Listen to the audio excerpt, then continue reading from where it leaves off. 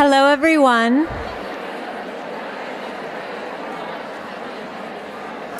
I'm Deborah Singer. And I'm Parker Waltz. We're co-presidents of the Women's Student Association at HBS. And we're thrilled to conclude our conference this year with something a little different.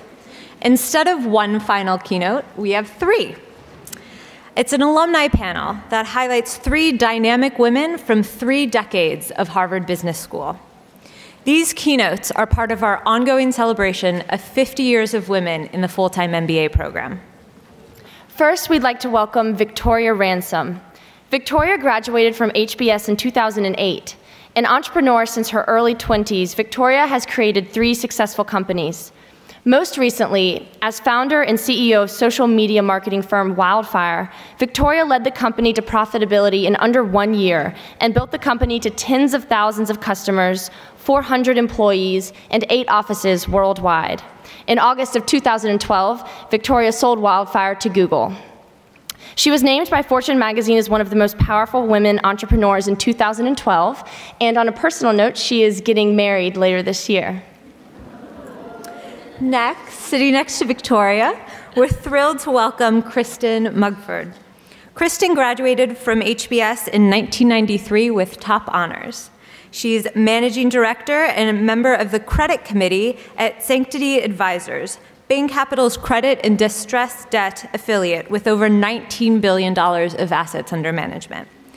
Kristen is an executive in residence at HBS, where last spring she taught a course that both Parker and I are in called Venture Capital and Private Equity. She is an outgoing chair of Children's Hospital Boston Board of Overseers and a member of the board of Fidelity Charitable, the US's largest donor-advised fund. Kristen met her husband at a party in McCulloch, which is one of the dorms on campus. He also went to HBS, and she has 3 daughters. We're also happy to welcome our third alumna keynote, Nancy Berry.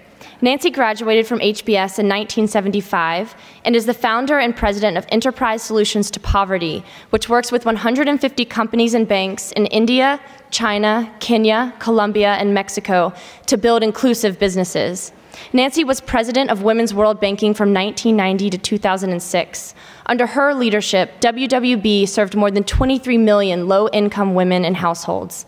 Nancy has been named one of the 100 most powerful women in the world by Forbes magazine and one of America's 20 best leaders by US News and World Report. We're also happy to welcome Nancy's niece, who's in the audience today, and as she tells us, is an aspiring HBS student. And finally, we are thrilled to welcome Lee Gallagher as our moderator. Lee is an assistant managing editor at Fortune magazine, where she edits feature stories, including features like Best Companies to Work For and 40 Under 40. She is a frequent speaker at conferences, including Fortune's Most Powerful Woman Summit. She is also a seasoned news commentator on shows like Morning Joe and Squawk Box. Lee is currently working on a book about the future of suburbia to be published by Portfolio this year. Please join me in welcoming our closing keynotes.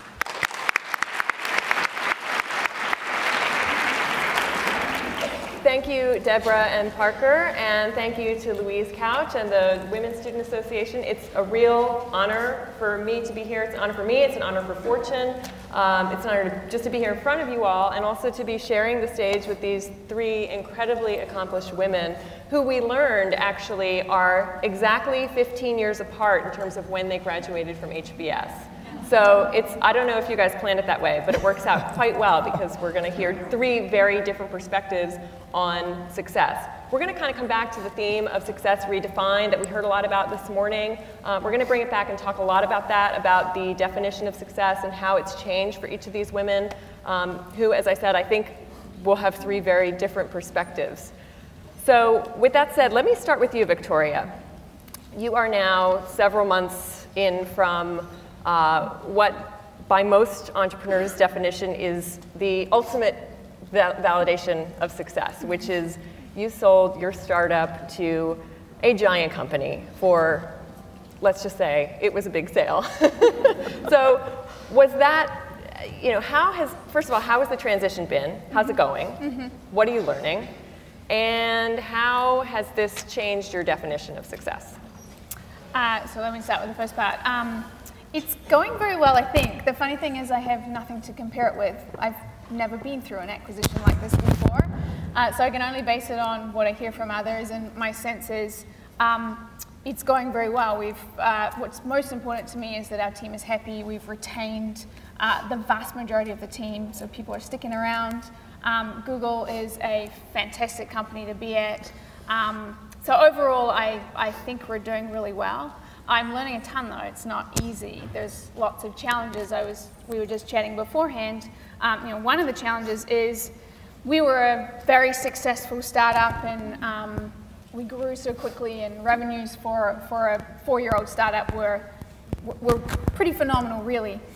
But compared to what Google makes, we're just a little peanut. So there's a real, we've really got to broaden our mindset now and say, how can we be a multi-billion-dollar opportunity inside of Google, and how do you get that done? So learning a lot about expanding the vision and just that question of how do you get things done inside of a larger organization, because you think you're going to get acquired and suddenly, startups are resource constrained by definition. You think you're going to get acquired and suddenly have all the resources in the world, and you realize inside larger organizations there's also huge resource constraints, because there's way more that they could invest in than they possibly have the resources to do. So learning a lot about influence inside of a large organization and how to get things done.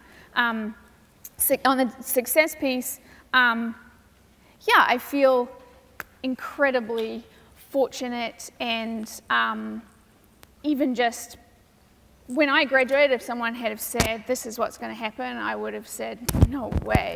I did not start Wildfire thinking we were going to be a 400-person company and sell to Google for a fairly large acquisition.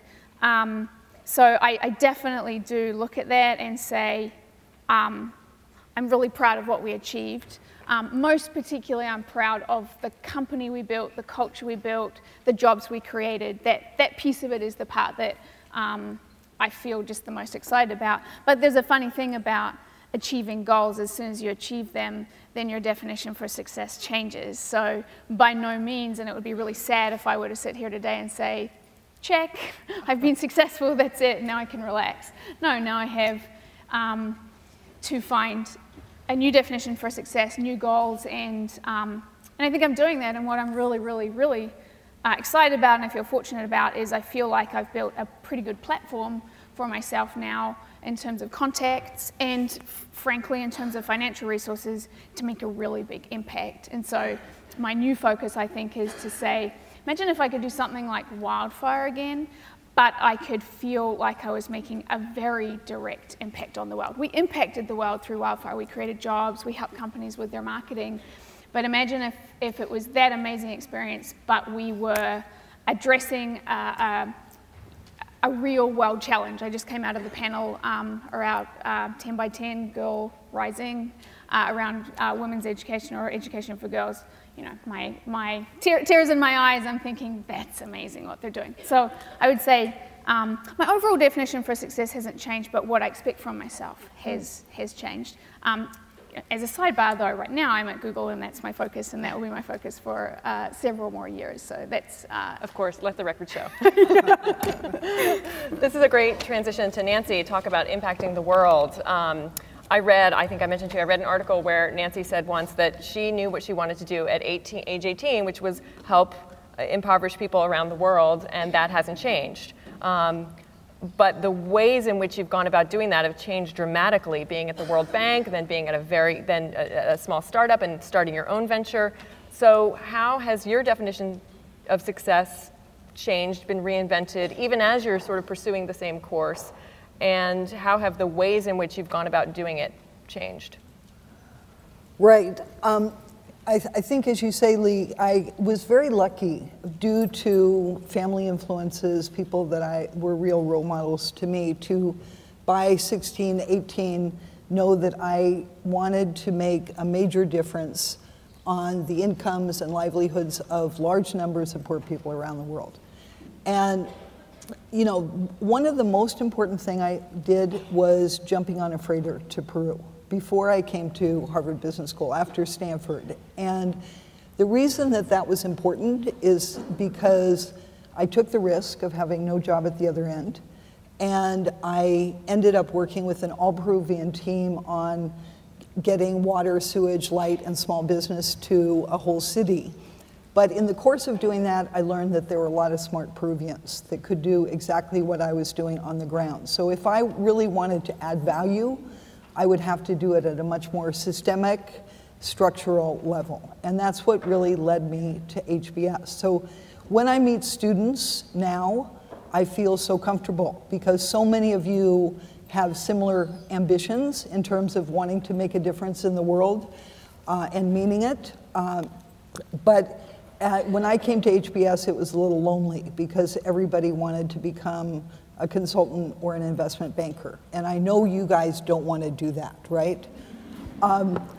And so the World Bank, I took the World Bank instead of McKinsey, where I'd worked for the summer, and I saw that as not such a risky decision because it was the best brand in the field, and it in fact enabled me, I learned that you can make a big difference from the bottom and the middle of large organizations. If you are courageous, if you have something to offer. In this case, my little experience with small business was 2 years more than anybody else had.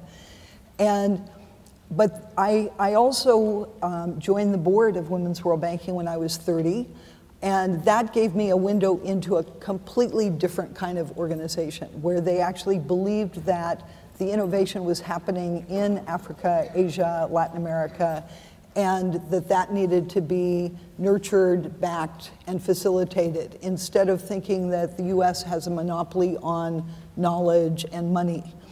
And so joining Women's World Banking as president at the age of 40 was a fairly easy decision, even though everybody thought it was super high risk because I was one of the highest ranking women at the World Bank by that time.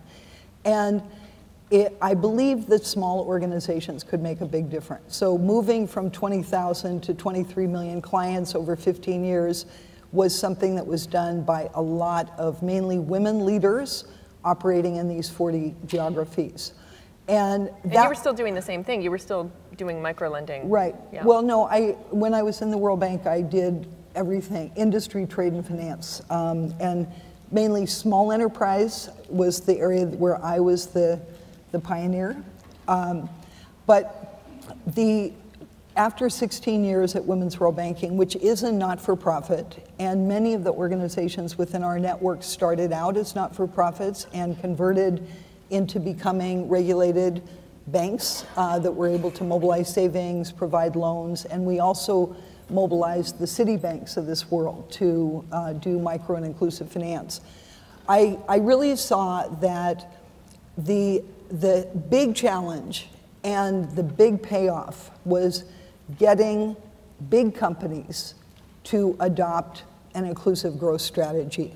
And so if you look at the fork in the road that we are in today, I think there are about half of the companies, that mainly those that work in emerging markets, recognize that the base of the pyramid is a growth sector, and they have, unlike NGOs or social enterprises, they have the money, the executing capacity, the distribution channels to actually have an impact on millions of people if they tilt their business models in that direction. So that's where I am now in terms of working directly with private sector actors.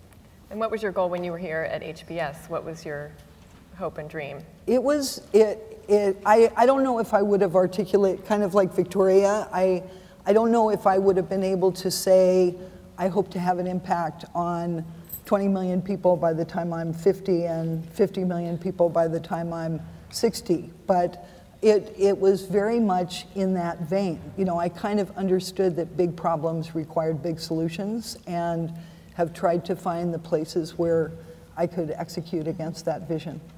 Great. Kristen, tell us, what was your definition of success when you were here at HBS, and how has it changed over time? You know, when I was at HBS, I was very clear that I wanted to have a career, and I also really wanted to have a family. And I think even at that point, I recognized that that was going to be a challenge, that there were not a lot of role models sitting here at HBS 20 years ago of people who had figured that out. And I, as we said, met my husband here at HBS, and I knew that he wanted to have a big career too. So for me, success was a lot around finding a way to make it work. You know, to be sitting here 20 years later and be able to say I have a beautiful family, and I've had a great career, and I have a wonderful marriage, and I have a full life.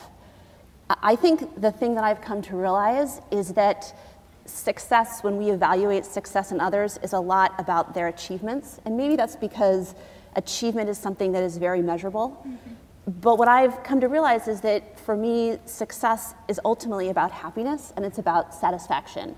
And that often means being willing to not judge yourself based upon how others may perceive you or how others may overemphasize achievement, and giving yourself the permission to look at what you want and what makes you happy. And I've come to realize now that if I look back and say, am I successful today?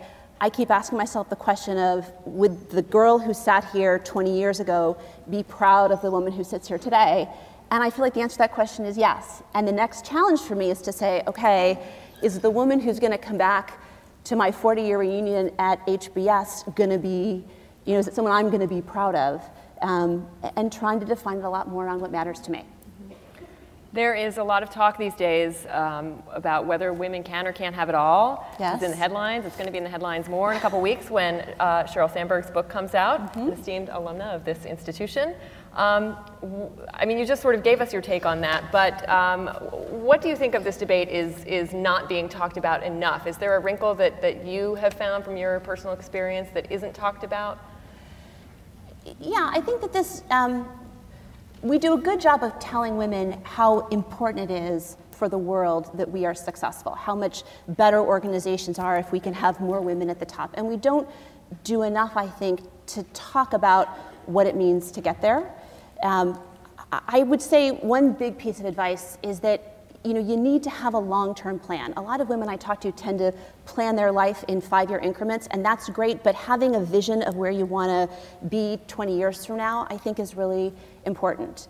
I read an article by a retired HBS professor named Myra Hart about 15 years ago, and it just struck with me. And the article basically said that if you looked at what made working women successful, working moms, was that they typically had to have 3 things. That you had to have a supportive job, a supportive spouse, and supportive childcare. And I've found for me that has been spot on correct advice. That the times in my life where I felt the most out of sync was when one of those 3 variables were off. And certainly there have been times when one of those 3 variables were off. But if you think about trying to, if your goal is to have a family and have a big career, keeping in mind those 3 things I think is really helpful. And I would emphasize, and many women have said it thus far today, the biggest decision, or one of the biggest decisions you will make in your life, is who you choose as your life partner. That's huge. And getting that decision right makes a big difference. Could I just add, I used to say that I thought balance was a dirty word. But then I realized what I really meant is other people's definition of balance is a dirty word. And I think, one of my pieces of advice is to really take the time to look inside, to decide what are your areas of passion and purpose. And I think we all care about family, friends, some version of wealth, health, and impact. And I do think that there are trade-offs. I think this notion of having it all at the same time is kind of a setup for a lot of us. And, for whatever reason, when I was at Stanford and HBS, I did a lot of dating, but it did not occur to me that I should be looking for my spouse. And maybe that was a mistake, but it wasn't the way I was wired. And so, some of the things I've done is, I've had like 12 daughters for the summer that have stayed with me for 1 week to 9 months. And Jane in the audience is one of them. She was one at age 12, stayed for a week with 2 other young 12-year-olds and worked at Women's World Banking. And so I when I look at my friends, I very much agree with what Kristen is saying, that I cannot point to a very successful woman that is not married to an extremely supportive spouse or is single. I mean, those are kind of the two options. And often, you know, it's somebody that is willing to put their career actually on, at service of yours. And I know many women where the husband has a great job, but he's made a decision that he will support his spouse, which doesn't happen that often. Victoria, as a CEO, is this something that you think about a lot for your employees, this notion of balance, and in a place in Silicon Valley where balance maybe has a different meaning? That's a really good question, and I think if I answer that honestly, which I will, not enough. Yeah, I think I thought deeply about the environment we created for our employees, and I'm very proud of the environment we created. I think we created a phenomenal culture where people, you know, lots of people at Wildfire say it's the best job they've ever had, and they don't think they'll ever have such a good job. Were you able to preserve that culture under Google? Yes, I think we have. Yeah, fortunately, because I think Google has a great culture that's compatible with our culture.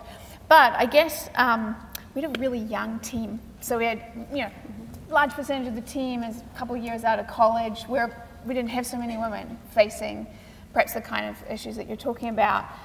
It was only, so, you know, it was probably a couple of years into Wildfire before we had to face the first woman that needed maternity leave, and we'd never thought about it before.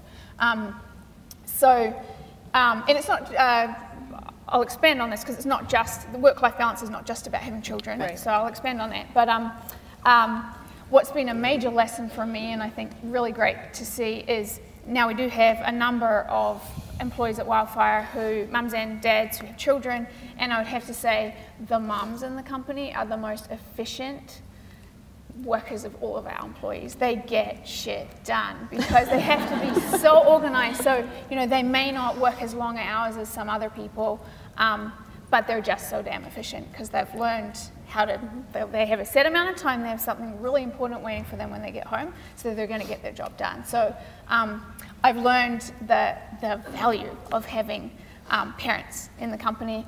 But balance is not, you know, you should provide balance for all your employees. It's not just about parents. And I would say in the early days of Wildfire, none of us had work-life balance, and I was the biggest culprit, and I deliberately did that. I was creating this company. I knew I wouldn't have work-life balance. And it was almost like a little bit of this culture where, like, we're going to work our butts off for this company. And we did get, and that was fine for the early employees, but we did get to a point, and I failed to recognize it until we had a little bit of grumbling, that once you're a couple of hundred people, not everybody wants to make their job their sole focus in their lives. It's fair enough if I did, but I can't expect that from everyone. And the early employees did, and so started to realize, like, it's okay if people are, you know, putting their energy into Wildfire while they're here, but then they want to leave at 5:30 because they have a language class that they go to and they're passionate about that. And actually getting to the point to realize, like, that is totally fine, and you know, should support that, because one thing we learned at Wildfire is passionate employees are the best employees, and a great way to find passionate employees is to find people that have great passions outside of their jobs. You know, we have people at Wildfire that are talented musicians, that are talented athletes, that are just talented in so many ways. If you're going to hire those kind of people, you've got to give them the freedom to do those kind of things outside of work. So I think it was a little bit of an evolution that I've gone through, and that startups go through naturally, I think, as they get a little bit bigger. Kristen, you had said you've gone through periods where some of those pieces weren't in place. So can you give us an example of a challenge that you had to deal with involving some of those trade-offs, or a time where, you know, they all weren't, you know, humming along, you know, the way that they should? The global financial crisis in the fall of 2008 good example. Was a really tough time. And you know, like Victoria said, there's just times where you have to put your head down and be pretty singularly focused to get done what needs to get done.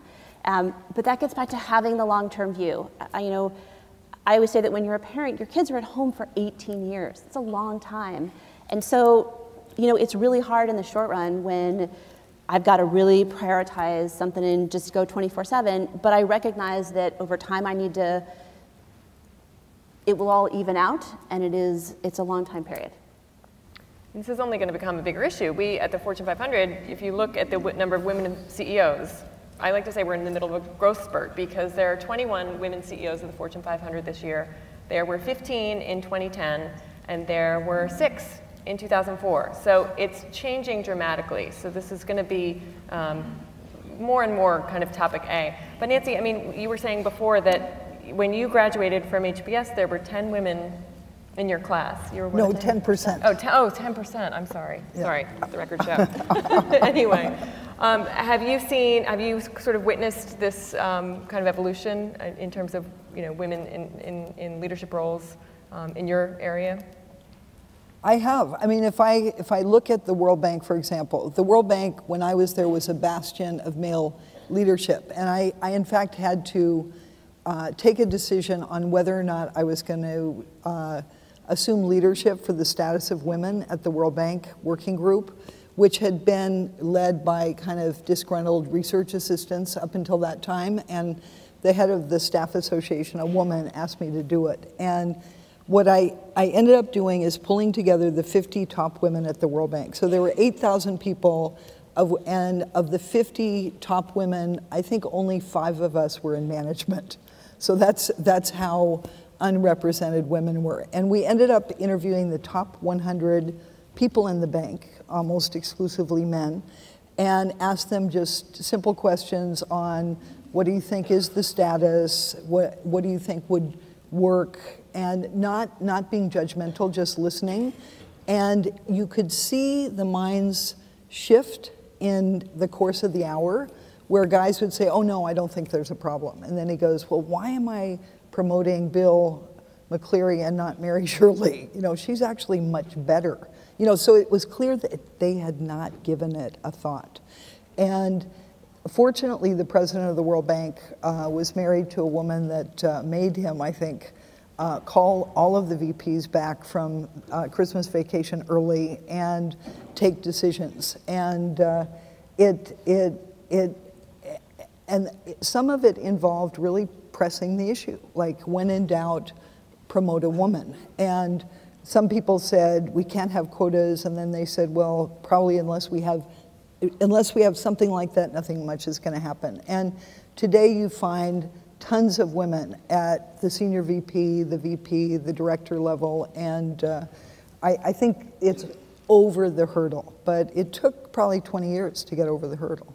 And when you are dealing with women in developing countries, and I mean, over the decades that you have really enabled many of their successes. Yes. Did that change your thinking of your own success in any way? I mean, just seeing these women who you were really giving the wherewithal to really change their lives and make them entrepreneurs. Did that change your thinking of your own? It did. Part of the reason why I'm very big on this jump on a freighter to Peru idea for all of you guys is what it taught me is that these people have more courage, more initiative, and are much better at doing more with less than I am. And to watch these women that had 5th grade educations maximum, all they really wanted to talk about 15 years later is how they'd sent their daughters to university. And obviously that creates a whole other set of challenges because those girls are not going to want to sell oranges in the market.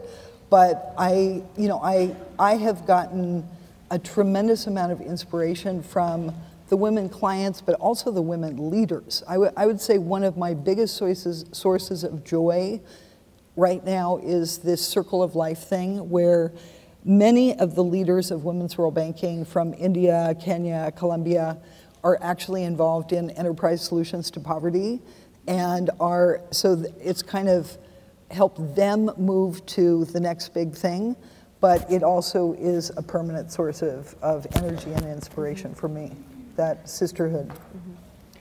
Victoria, I want to give our audience here a little bit of a takeaway, and I think there's probably a lot of people in the room that maybe want to start their own businesses. someday, soon, probably. So what's the thing or a few things that nobody told you about starting your own business and growing as fast as you would grow? And then secondly, what's the thing no one told you about what would be challenging about selling your company? There's so many things that we didn't know. I guess how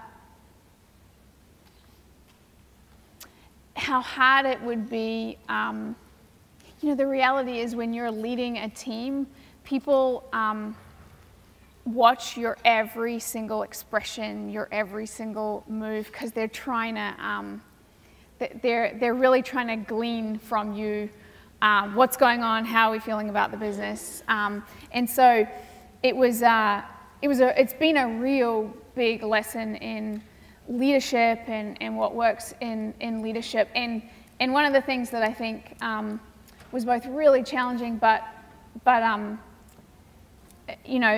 encouraging is that fact that people look for you for guidance. And some of my hardest memories at Wildfire were when something really challenging was going on. And it was always remarkable for me how the team somehow knew when something challenging was going on, whether you told them or not, and how much they needed to hear from me in those times. So how hard it was when you're feeling uncertain about something, and exactly what you have to do is stand up in front of, whether it was 50 people, 200 people, or 400 people, it depended on what stage we're at, and address that, but how little it took to reassure people. I didn't need to give them the solution. I didn't need to give them the answers. I just needed to acknowledge and address, like, yes, XYZ is challenging right now, we're working on it, and how much of an impact that had. So it was a real lesson in, frankly, transparency is so critical in leadership positions in general. That's not just for startups. But those are the things that you can't learn that in a classroom. You've really got to figure that out when you're there. Funding is a pain. Even when you have a business that's doing really well, it's really hard to go and raise money from investors, and it's exhausting. And I don't think you really know that till you get there. And then finding the right people and getting rid of the wrong people, so important. And you can't really learn that till you get there, I think. Mm-hmm. Being acquired, it's funny because the things that have been challenging were not the things I imagined. I imagined that what would be tough about getting acquired would be now I have a boss and now someone's telling me what to do. And funnily enough, I think this is more a Google thing. Google's philosophy is really to let the entrepreneur really drive the acquisition and drive the vision, and I think that's a really smart strategy, but it means that it's quite challenging when you're inside of a new organization. You don't know how that organization works, and all eyes are on you to come up with the strategy and make it this big, impactful thing. At the same time, you've got a team that's desperately wanting to know, like, what is the plan, what is the strategy, and you're trying to figure all that out. So it was almost like what was challenging was that there was even more autonomy than I ever imagined there would be. That's really exciting. But in the early months of the acquisition, that made it a lot of pressure, I would say, because you've got people looking, from Google, from Wildfire, saying, like, so what are you going to do? It's like, give me time. I'm still figuring this company out. Mm-hmm. So. Mm-hmm. I think we're going to go to Q&A in just another minute. I'll ask one more question of our panel, but start thinking of some questions because this is a great opportunity. Kristen, I guess I'll end with you. You have 3 daughters. What are you taking care to kind of impart on them in terms of maybe what you didn't know when you were kind of starting out, and in terms of just thinking about definition of success, what do you want them to think about when they think about that term and that word? I mean, I think what you want for your kids is for them to be happy. And what I often say to them is that, just like for me, at the end of the day, I need to do my best and forgive the rest. That there's so much out there that can be done, but that we have to be kind of good to ourselves and recognize that we cannot be perfect on all fronts, but also realize that it's great in the end. Like, it does work out. This is possible. It's not perfect all the time, but I want them to dream big dreams and set big goals and ultimately be happy with who they are, and and realize, I love this Maya Angelou quote, that there's a big difference between making a living and making a life. And that's really what it's all about. Well said. I think that's a great place to end on. Does anyone have any questions for our panel? I believe we're out of time for Q&A, but I'm sure they can hang out for a few minutes if you guys have any burning questions. I'd love to ask everybody to stay seated for a few moments as we close. First of all, thank you to this amazing panel for closing our day with such wonderful insights and candidness.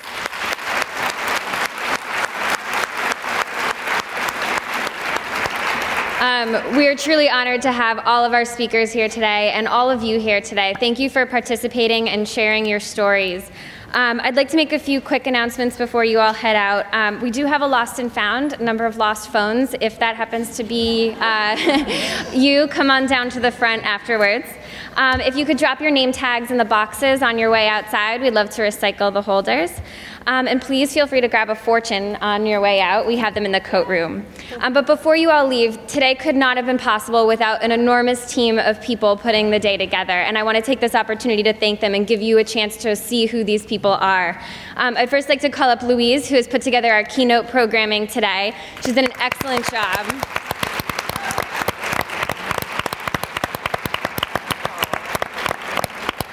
I'd like to call up Victoria and Erin, who managed all of our panels today, all 24 of them. So, amazing work. I'd like to call up Florence and Millie, who are the reason you all knew about this conference in the first place, our marketing team.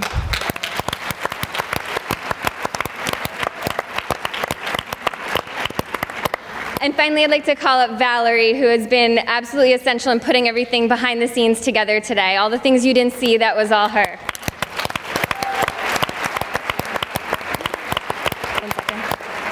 And finally, I'd like to thank the 50+ women who are kind of scattered around for all of their hard work putting together this conference. Parker and Deb, who have dedicated a lot of time themselves. Dean Noria and all of the HBS staff who have also helped us put today together. And all of our donors that gave you the really heavy gift bags that you were carrying around all day. Thank you. And lastly, on behalf of everyone in this room, we would like to extend a sincere thanks to Kara Culligan, who is the chair of this year's conference, and without whom none of this would have happened. So please join me in thanking Kara for all of her work.